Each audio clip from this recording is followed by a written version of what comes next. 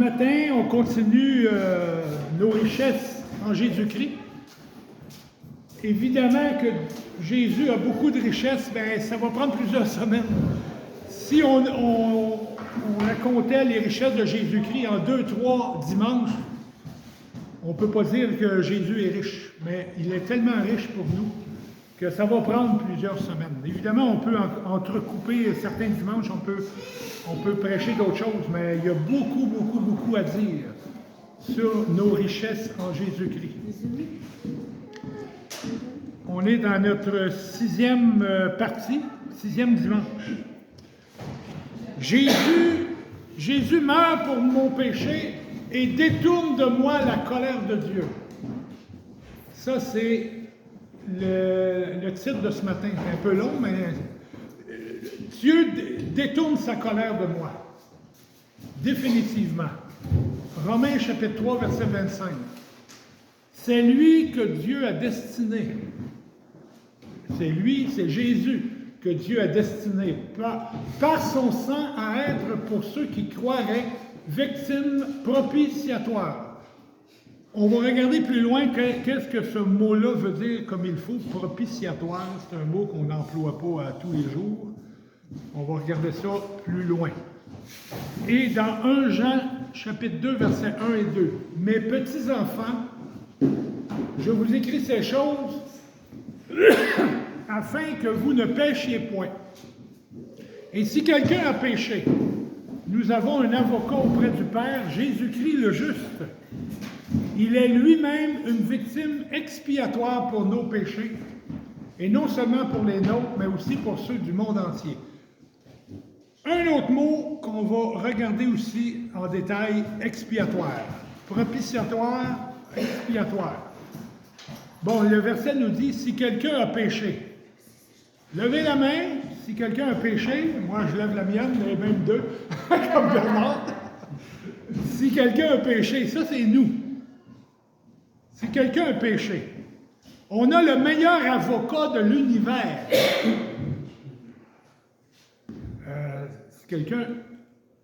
Si quelqu'un a péché, nous avons un avocat auprès du Père, Jésus-Christ le juste. On a le meilleur avocat de l'univers. Puis en plus, c'est lui qui a payé la dette de nos péchés. Il connaît très bien notre dossier de criminel devant Dieu. C'est notre avocat qui a déjà subi notre sentence en plus. Et le juge est au courant de tout ça. Vraiment, on est d'une belle posture, une bonne posture devant Dieu. 1 Jean, chapitre 4, 9 et 10. Voici comment l'amour de Dieu a été manifesté envers nous. Dieu a envoyé son Fils unique dans le monde afin que nous vivions par lui. C'est pas compliqué. C'est pas compliqué comment que l'amour de Dieu a été manifesté envers nous. Dieu a envoyé son Fils unique dans le monde afin que nous vivions par lui. Et cet amour consiste non pas en ce que nous avons aimé Dieu, non, mais en ce qu'il nous a aimés et qu'il a envoyé son Fils comme victime expiatoire pour nos péchés. Comme parents que nous sommes, peut-être entre vous, il y en a qui ne sont pas parents, mais la plupart d'entre nous, on est parents. Je suis parent. Bon, disons que mes enfants, le bébé, il y a 32 ans. Mais c'est quand même mon enfant. Je suis quand même parent. Comme parents que nous sommes, on peut être longtemps fâchés envers nos enfants quand ils ont fait quelque chose de mal. Ça vous est-tu déjà arrivé que vous avez gardé la crotte sur le cœur? Il a fait quelque chose. Bon, moi, ça m'est arrivé. J'imagine que ça vous est arrivé. Et si on transpose notre rôle de parent avec Dieu, qui est notre Père. Oui, moi, je suis le parent de mes 4 enfants, mais moi, je suis l'enfant de Dieu. Mon parent, c'est Dieu. Dieu, c'est mon Père. Si on transpose ça, nous, comme enfants de Dieu, on pourrait penser que Dieu a la même réaction qu'on a parfois comme parents envers nos enfants quand nos enfants font quelque chose de mal. dans le sens que Dieu doit être continuellement fâché contre nous, parce qu'on est souvent en train de faire des péchés. Mais Jésus est notre sacrifice. Il est la victime expiatoire. C'est quoi ce mot-là? On l'explique. Expiatoire qui veut dire l'action de réparer un péché en subissant la peine. L'action de réparer un péché en subissant la peine. Notre propitiation. Bon, Jésus est notre sacrifice, la victime expiatoire, notre propitiation qui détourne la colère de Dieu loin de nous. Propitiation, c'est l'acte par lequel on rend Dieu favorable en offrant un sacrifice qui couvre les péchés, détourne sa colère et satisfait la justice divine. Donc, on rend Dieu favorable. Ça, c'est la propitiation. Quand les croyants pêchent, Dieu demeure en paix avec eux parce que sa colère est détournée du pécheur à cause du sacrifice de son Fils Jésus à la croix. Jésus est la victime expiatoire. Dieu n'est plus en colère contre nous. Jésus, la victime expiatoire, l'action de réparer un péché en subissant une peine, nous délivre du péché, satisfait la justice de Dieu et détourne la colère de Dieu sur la base que Jésus s'est sacrifié à notre place pour notre péché. Jésus-Christ est notre substitut. Comme j'ai déjà dit, je le répète encore, le gardien de but des Canadiens de Montréal n'est pas une punition parce qu'il a donné un coup de hockey. 2 minutes de punition. Et évidemment, il ne va pas sur le banc de punition parce qu'il va manquer quelqu'un d'important devant le but. Et là, il y a un substitut qui va prendre sa place, qui va s'asseoir sur le banc de punition à la place de Montembeault. Mais c'est lui le coupable. Mais il y a quelqu'un qui prend sa place, substitut. C'est ce que Jésus a fait pour nous. Il expie notre péché et détourne la colère de Dieu. C'est l'action de réparer un péché en subissant une peine.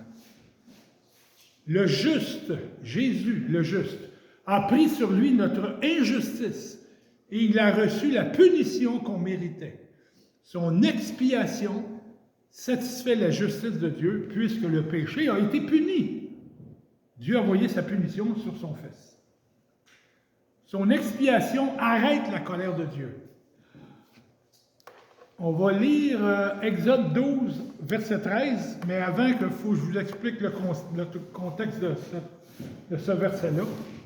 Les Juifs sont esclaves en Égypte, et là, Moïse arrive, et là, Moïse, avec les 10 plaies d'Égypte, finalement, la 10e plaie, vous la connaissez, Dieu dit, vous allez prendre un agneau, vous allez le sacrifier, vous allez le tuer, et le sang qui va couler, vous allez barbouiller le tour de la porte de votre maison avec le sang de l'agneau. Et quand l'ange destructeur va arriver pour tuer tous les fils premiers-nés, même du bétail, tous les fils des premiers-nés, les aînés vont mourir dans chaque maison, mais l'ange destructeur va voir le sang autour de la porte, il va passer par-dessus, il n'y aura pas personne qui va mourir dans la maison. Ça, c'est le contexte. Donc, cette nuit-là, je parcourrai le pays d'Égypte et je frapperai tous les premiers-nés du pays d'Égypte, depuis les hommes jusqu'au bétail. Et j'exercerai des jugements contre tous les dieux d'Égypte. Je suis l'Éternel. Le sang vous servira de signe sur les maisons où vous serez. Je verrai le sang, je passerai au-dessus de vous, et il n'y aura pas sur vous le fléau destructeur quand je frapperai le pays d'Égypte. Quand Dieu me regarde, il voit le sang de Jésus. C'est ça qu'il voit.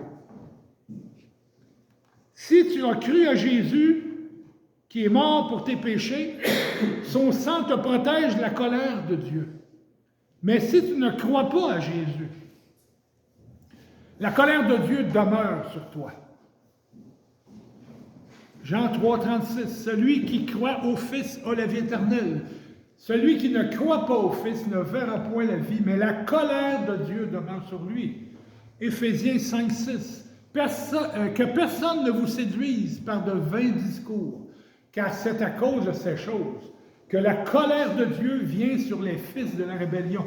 Les fils de la rébellion, c'est tous ceux qui sont rebelles à Dieu, c'est-à-dire qui ne croient pas à son salut, à ce qu'il a fait pour pardonner les péchés.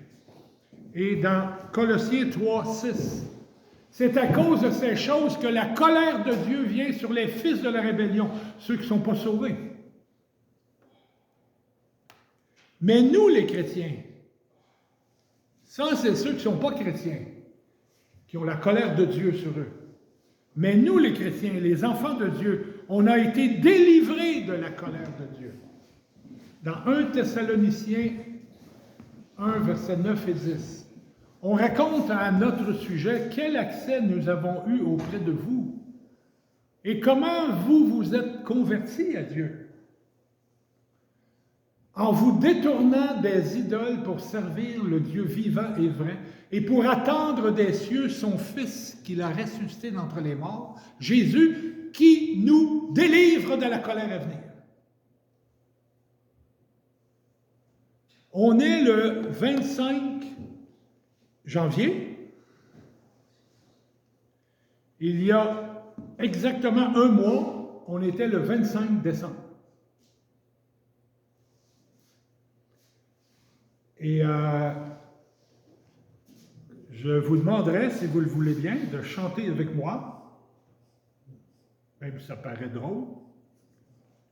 Minuit chrétien, c'est l'heure solennelle où l'homme Dieu descendit jusqu'à nous pour effacer la tâche originelle et de son Père arrêter le courroux.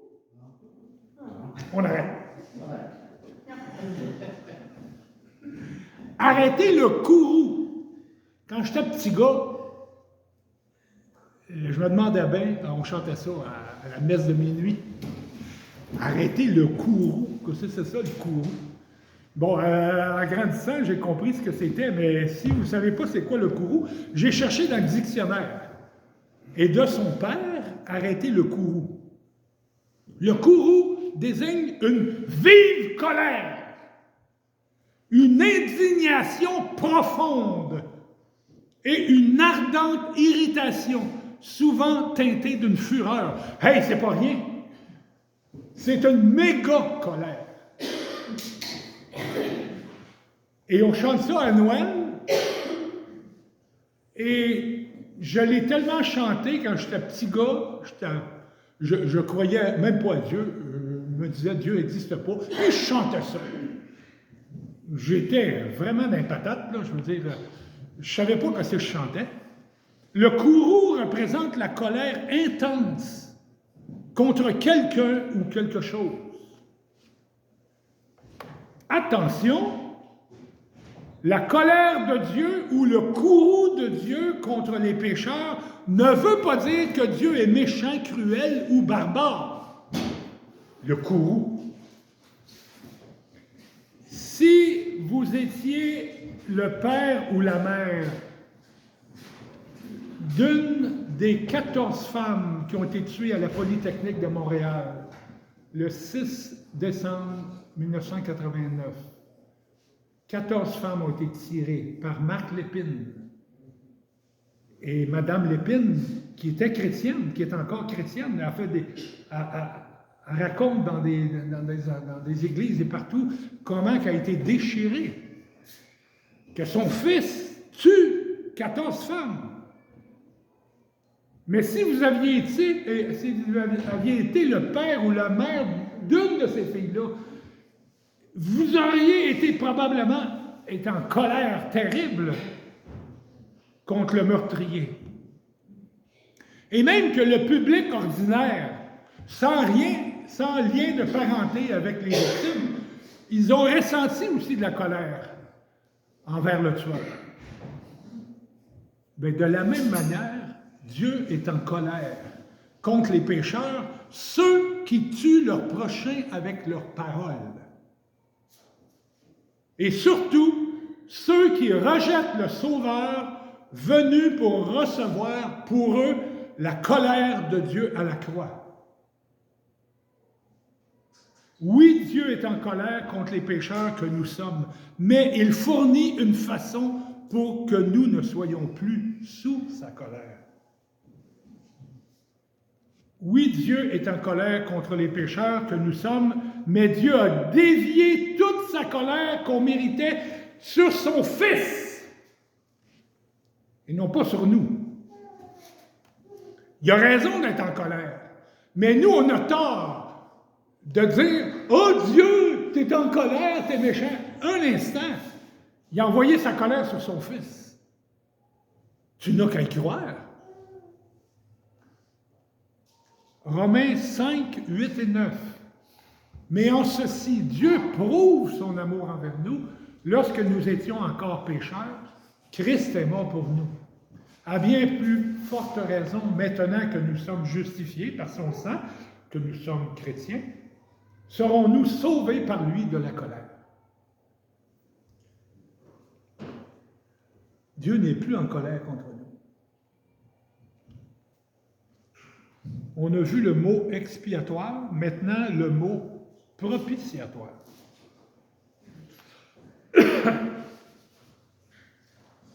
Quand les Juifs ont sorti de l'esclavage d'Égypte, Dieu a donné à Moïse des directives pour construire le tabernacle, le genre de campement, une clôture autour, une tente avec plusieurs couches de couverture, de dauphins et de toutes sortes de matériaux. Et dans la tente, là, ils ont découpé la couverture pour voir à l'intérieur. Et autour, il y a tous les campements des Juifs à leur sortie d'Égypte. Ils sont dans le désert. Ils virent en rond pendant 40 ans. Ils se transportent d'un endroit à l'autre dans le désert pendant 40 ans. Puis à chaque fois qu'ils déménagent, ils rebâtissent le campement, le tabernacle, et Dieu se manifeste. Vous voyez là, ça ici, là, ça c'est le tabernacle, ça c'est l'arche de l'Alliance. Le lieu très saint. Le lieu très saint, c'est tout ça. C'est la chambre qu'il y a là. Il y a le premier rideau, il y a le deuxième rideau. Et ça, c'est le lieu très saint. Là où seulement lui, souverain sacrificateur, rentre une fois par année dans le lieu très saint pour communiquer avec Dieu. Dieu donne ses directives. C'était quelque chose. Et il y a justement ça, là. Ça, l'arche de l'Alliance, c'est ça. Une boîte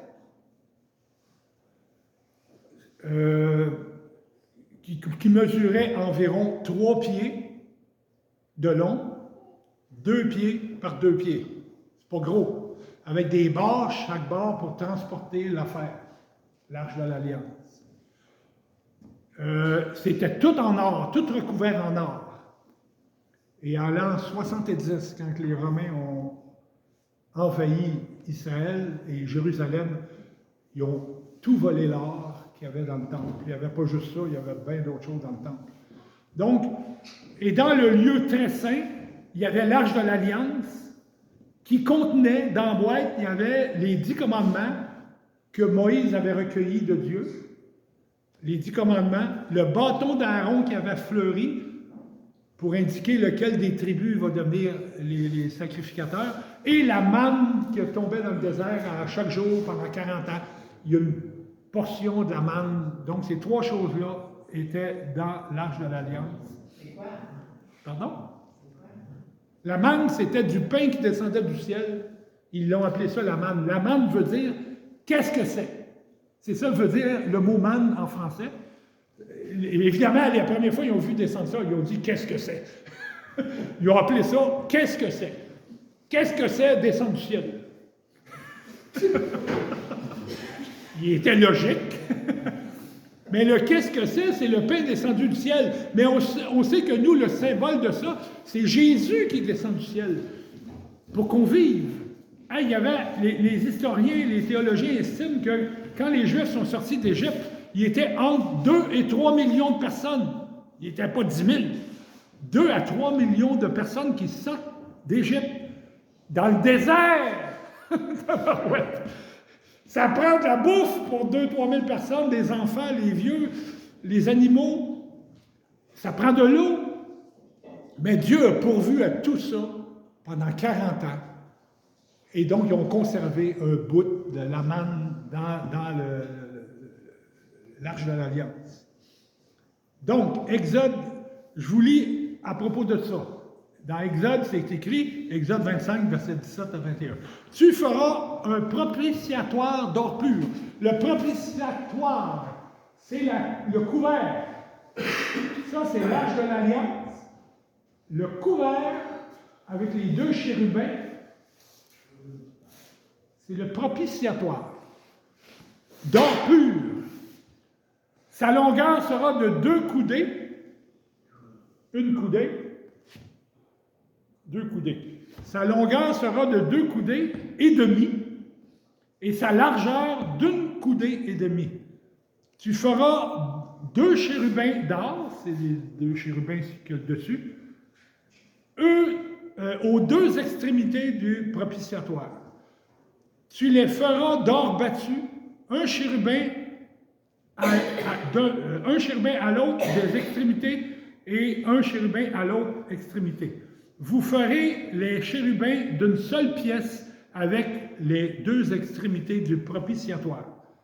Les chérubins étendront les ailes vers le haut, couvrant de leurs ailes le propitiatoire et se faisant face l'un à l'autre. C'est exactement ce qu'ils ont fabriqué d'après les directives de Dieu qu'il a données à Moïse. Les chérubins auront la face tournée vers le propitiatoire.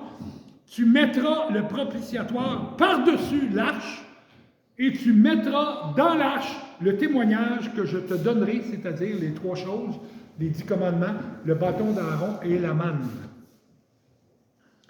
Le jour des expiations, chaque année, il y avait un jour pour expier les péchés. Le grand prêtre versait le sang du sacrifice sur le propitiatoire pour expier les péchés du peuple.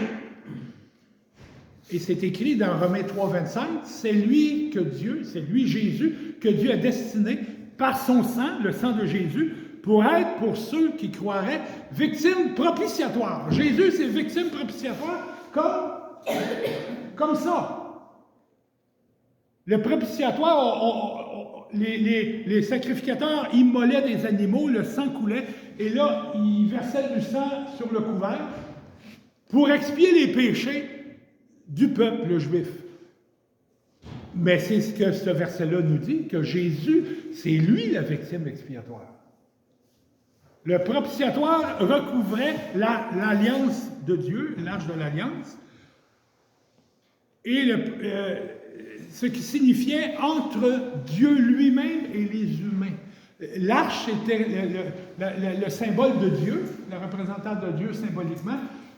Bien, le propitiatoire recouvrait l'arche de Dieu, l'arche de l'Alliance, entre Dieu lui-même et les humains, dans le cas des Juifs. Le sang de Jésus couvre pour toujours devant Dieu le propitiatoire céleste. Et Jésus est là avec son sang qui purifie nos péchés, purifie nos cœurs. Jésus est la victime propitiatoire pour nos péchés et son sang a été aspergé sur le propitiatoire céleste. Après sa crucifixion, Jésus est remonté au ciel pour se présenter en disant « Voici, je suis mort pour eux ». Nous méritons de mourir pour nos péchés, mais le sacrifice de Jésus est notre paiement de substitution qui nous délivre du péché, de la mort et de l'enfer. Ce paiement de substitution satisfait la justice de Dieu et détourne sa colère loin de nous et pour toujours. Nous sommes unis à Dieu à cause de notre foi dans le sacrifice expiatoire et propitiatoire de Jésus. Tous les humains sont des pécheurs sous la colère de Dieu jusqu'à ce qu'ils croient à Jésus-Christ, qui est leur sacrifice d'expiation, qui éloigne la colère de Dieu. Si tu n'as pas cru à Jésus comme ton sauveur, tu es encore sous la colère de Dieu. Et surtout, ne meurs pas dans cette condition-là. Ne meurs pas comme ça. Parce que là, c'est la perdition éternelle. Il n'y a plus de chance. Un coup mort, il n'y a plus de chance. C'est avant de mourir qu'on doit croire à Jésus qui est mort pour nos péchés. Et merci Seigneur, parce que moi, il m'a pogné, j'avais 22 ans. Et il m'a fait comprendre qu'il était mort pour mes péchés. J'ai cru. Il m'a sauvé. Crois au Seigneur Jésus, le substitut, celui qui reçoit la punition à ta place. Mort à ta place pour enlever tes péchés. Et là, si tu crois sincèrement, Dieu ne sera plus en colère contre toi. Tu auras la vie éternelle. Et maintenant, je veux m'adresser à tous ceux qui sont sauvés, tous ceux qui ont cru. Dieu n'est plus en colère contre toi et il ne sera jamais, parce que Jésus a reçu toute la colère de Dieu sur lui. Il a fait ça pour toi. Quand tu fais des péchés, on a levé la main tout à l'heure, même à 2 mains. Oui, on fait des péchés. Quand tu fais des péchés, confesse-les rapidement à Dieu et crois au sacrifice expiatoire de Jésus qui a détourné la colère de Dieu loin de toi pour toujours. Comme Moïse et les Juifs, la veille avant de partir, avant de sortir de l'esclavage d'Égypte, ils ont immolé l'agneau, ils ont répandu le sang de l'agneau sur le tour de leur porte, de chaque maison juive, ce qui a permis que la colère de Dieu passe par-dessus leur maison, en épargnant les fils premiers-nés. Toi, enfant de Dieu, loue le Seigneur Jésus, ton agneau qui permet que la colère de Dieu puisse passer par-dessus toi. Tu n'as pas à craindre la colère de Dieu parce que Jésus l'a reçu à ta place. Mais plutôt, repens-toi sincèrement de tes péchés, relève-toi et reprends ta marche chrétienne.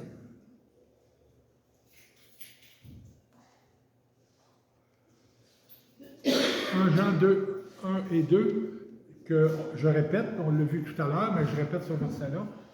Mes petits enfants, je vous écris ces choses afin que vous ne péchiez point. Il s'adresse à des chrétiens. Et si quelqu'un a péché, nous avons un avocat auprès du Père, Jésus-Christ le juste. Il est lui-même une victime expiatoire pour nos péchés. Et non seulement pour les nôtres, mais aussi pour ceux du monde entier. C'est pour ça qu'on veut le dire aux autres. Venez au salut. Venez au salut. Il va vous pardonner. Et la colère de Dieu ne sera plus sur vous. La colère de Dieu va tomber sur son Fils. Seigneur, je te remercie de ce qu'à travers la mort et la résurrection de mon Sauveur, j'ai reçu l'expiation de mon péché et ta colère s'est éloignée de moi. C'est une autre richesse en Jésus-Christ que nous avons. Dieu n'est plus en colère contre nous et il ne sera jamais en colère contre nous. Jésus meurt pour nos péchés et détourne de moi la colère de Dieu. C'est vraiment une richesse merveilleuse qu'on a. Une belle richesse spirituelle.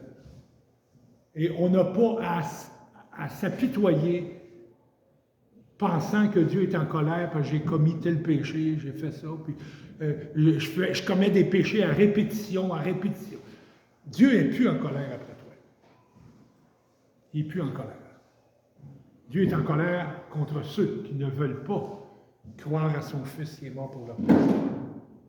On va prier. Merci Seigneur, merci parce que tu n'es plus en colère contre nous.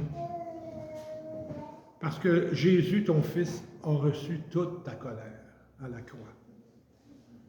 Merci Seigneur de nous avoir fait comprendre ça. Merci Seigneur. Et on te prie Seigneur pour ceux qui n'ont pas encore arrivé à cette compréhension-là, que tu es mort pour eux à la croix, pour tous leurs péchés. Et Seigneur, manifeste-toi à ces gens-là qu'on connaît. Et Seigneur, convainc-les, Seigneur, de se tourner vers toi, le Sauveur de l'humanité. Que de ton Père, tu as arrêté le courroux en mourant à la croix. Merci, Seigneur Jésus, pour cette merveilleuse richesse. En ton nom qu'on te prie. Amen. Amen.